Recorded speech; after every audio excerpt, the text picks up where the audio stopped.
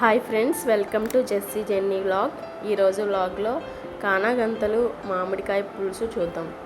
ముందుగా ప్యాన్ పెట్టుకొని ఆయిల్ వేసుకుందాం. తర్వాత ఉల్లిపాయలు, పచ్చిమిరపకాయలు, కరివేపాకు వేసుకొని వేగనివ్వాలి.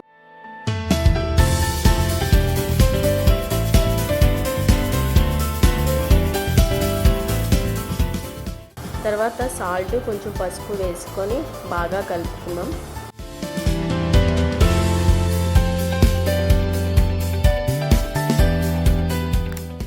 తర్వాత అల్లం వెల్లుల్లి, టమాటో, కొత్తిమీర మిక్సీ చేసుకొని వేసుకోవాలి.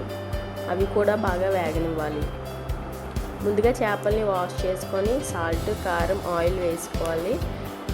ఇప్పుడు చేపల్ని వేసుకుందాం.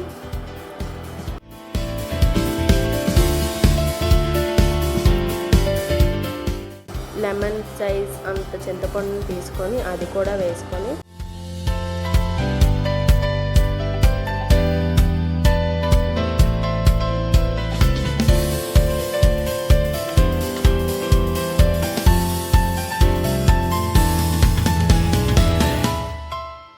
కొంచెం పులుసు మరిగాక మామిడికాయ ముక్కల్ని వేసుకొని కలుపుకొని 50 మినిట్స్ మరగనివ్వాలి.